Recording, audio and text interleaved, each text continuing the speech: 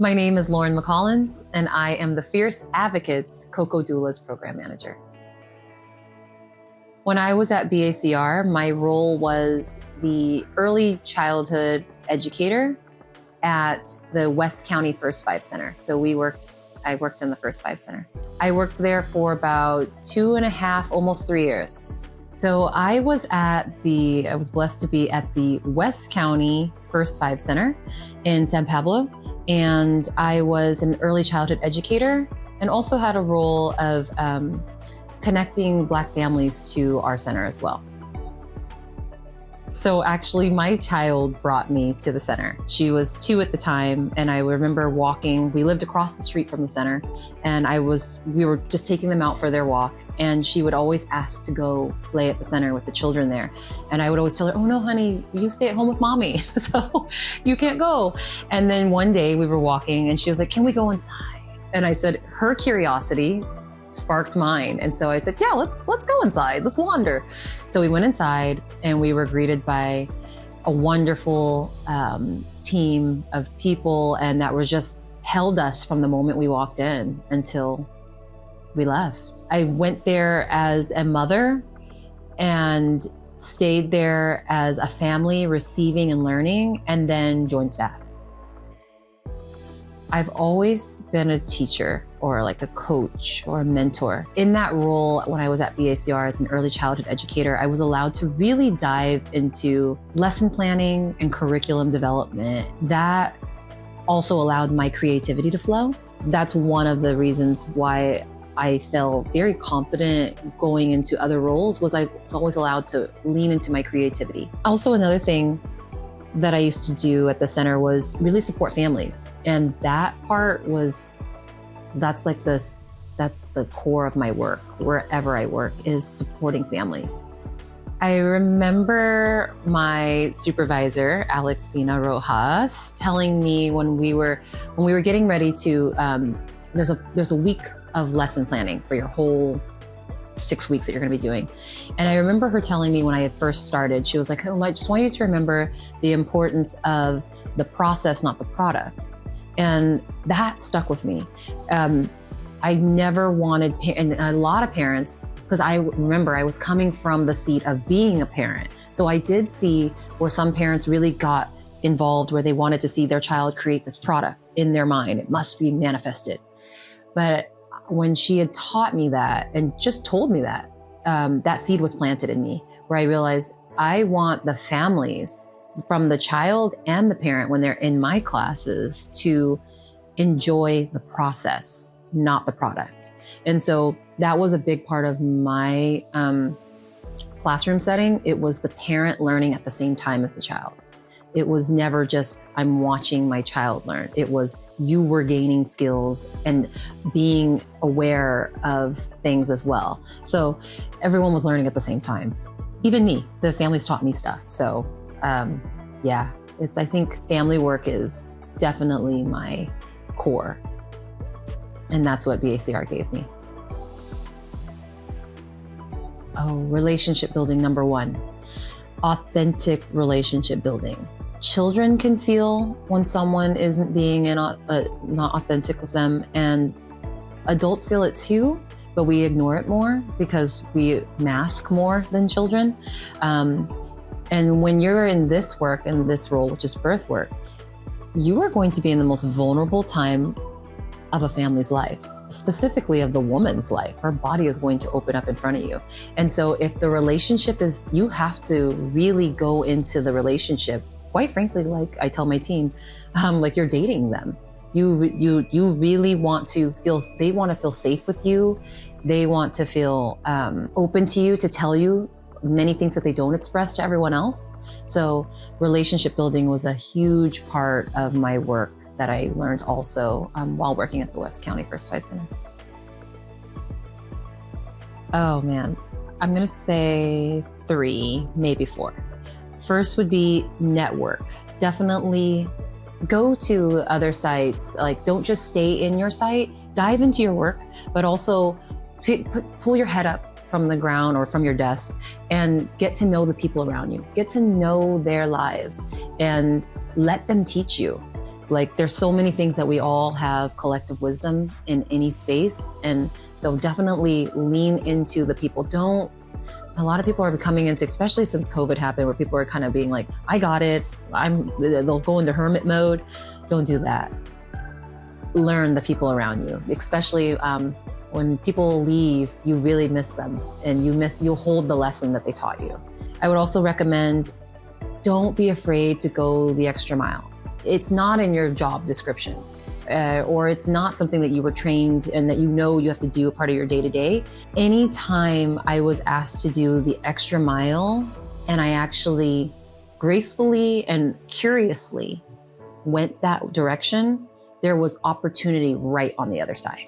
So I definitely recommend for everyone to not get so drilled into your idea of, this is my role, or I don't have to do that. That's not I don't have to, that's extra, that's doing too much. Don't do that. Like, be curious, because that's where growth is, where you feel that resistance. So allow yourself to grow by moving towards it. Oh, to also lean into your own skills. Your natural skills will also, everyone has all these titles and letters, A, B, C, D, all behind their name. Maybe those aren't the letters that you need. And sometimes you being, coming from a different background, or coming from even a different lived experience, or even you might, if everyone is, I don't know, from the education background in the space, right? Wherever you're working, everyone has the same degree. I'll just say that. Embrace whatever yours is, because what meal tastes good if there's only all the same ingredients? You need flavor. And also you come in with different theologies, and you come in with different strategies, and that helps make a team strong. So even with my own team, when I'm choosing them, I will look for different variety of what they offer and what they have and what they've lived. So definitely lean into and embrace your difference, and embrace your own skills. You don't have to pursue the same degree as everybody else at your job. You might not, then you all have the same brain.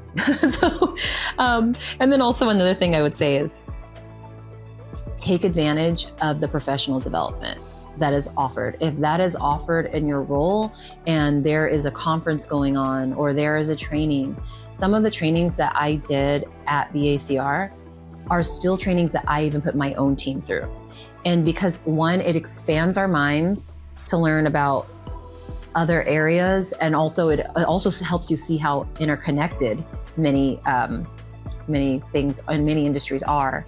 And then also, when you take advantage of those professional developments, you will see that sometimes you'll never get that chance again to experience that type of thing. And so you'll be like, oh, when I was there was something, it'll stick with you. It also just becomes a part of you. So definitely dive into your professional development. It is a gift from the organization to you. I remember Alexina asked me, and she was my director of my center at the time, because my role was also to engage Black families at the center. And she had asked if I would go to a meeting, and she wasn't able to go. And so she was like, hey, I'm not able to go to this meeting, but I wonder if you would like to go instead. And she was like, just write down notes and let me know how it goes. And I was like, sure. And at first in my mind, I was like, oh, well, I have things to do. And I wasn't really planning on going to this meeting, but I always say, remain curious. So I said, sure, I'll go. When I went to the meeting, it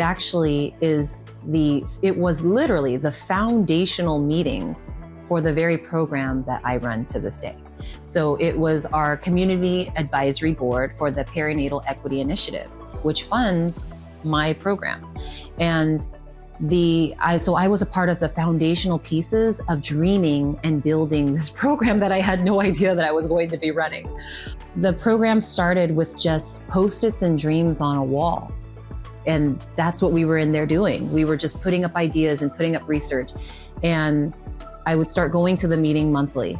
And next thing you know, this existed. But again, I actually was even in that space. Alexina would start coming too. And we were just strategizing.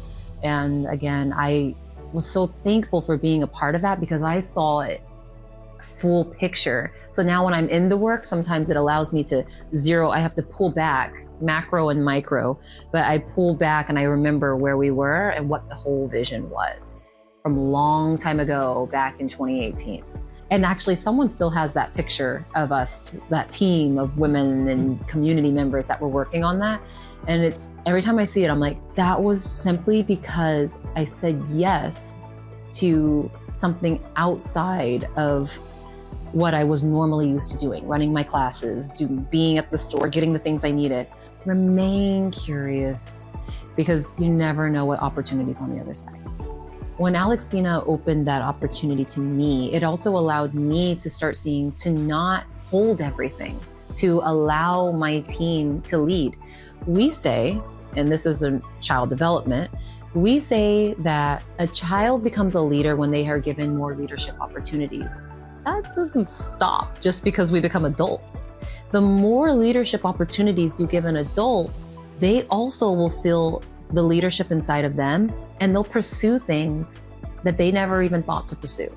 So we need to continue to hold that. When we gave little kids roles of, you're the board eraser or you're the line leader, those things, no matter how small, it's leadership. And so we have to continue as leaders ourselves to give that to our team, to make sure that they are continuing to grow so that you can see them live out full potentials that you didn't even know were inside of them. We all have a seed in us, but it just needs to be watered. So whatever they're going to become, they already have all the stuff. They just need watering. And as a leader, that's what we're supposed to do. Water others. When I think about the center, when I think about BACR, that was my soil. So again, I was coming fresh out of maternity leave, getting back into the workforce. And I saw that my creativity was allowed and was actually welcomed. And I actually was in corporate beforehand. So I saw the difference. It was contrasting, but I was allowed to, my creativity was allowed to flourish, but then also I was also allowed to discover my own skills, which was I was diving more into my teaching and developing lesson plans, which is what a big part of my work that I do now, training doulas, where we're able to really break down concepts and to really just make them human. It's all just a part of life. But again, BACR was my soil and allowed me to grow. I was watered there. And so I want to make sure that I give the same to the teams that I lead, where they are being watered and that they are knowing that this is their launch point. A specific challenge or project at BACR that actually helped me grow professionally.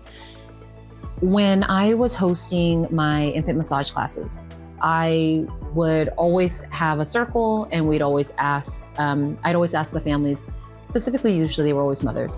I would ask them, hey, what was your, a little snip, your name, and then a little snippet of your birth experience. And at the time I wasn't in birth work. And what I saw was, and I also wasn't even involved in the meeting that I had gone to later, but whenever I would ask the mothers, and there's a range of women from a whole bunch of places all over the globe, whenever I got to Black mothers and I'd ask them to share, they'd either ask to skip or they'd tear or turn their face away. And they would just say their baby's name and say their name. And I would never push. I never push anyone to share an intimate moment like that if there was something there. And it was, okay, that was maybe my first session leading, I'd see it. Then when I'd lead the class again, I would see it. I remember I kept seeing this pattern.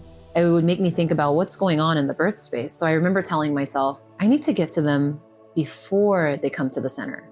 And I remember asking God, I was like, I wonder how can I get to the mothers before they get to the center?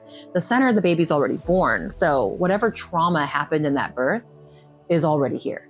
And from this work, I've also learned that the birth is essential, even with birthing my own children, but the birth is essential to creating confident parents. So when you have a confident parent, they also lead their child confidently. And then that same seed goes into their child, a bright, confident light. So the birth is very essential for building strong families. Our society is built on healthy, competent families. The places that we look all around the world, when we look at places like, I don't know, Denmark or areas, right, in Europe or wherever, even when we think about places in like Japan where they have great maternity leaves and stuff, those people are prioritizing families. That is it. That is the basis of everything, is making sure that we create healthy, competent families in the entire journey of what that looks like. And birth is the spot. That's where it starts. The family grows right there. And so when I saw that in my classes, I was like, what is happening here? And then the opportunity came just by going to a meeting that I wasn't assigned to be at, to support that work. And it's been a blessing ever since.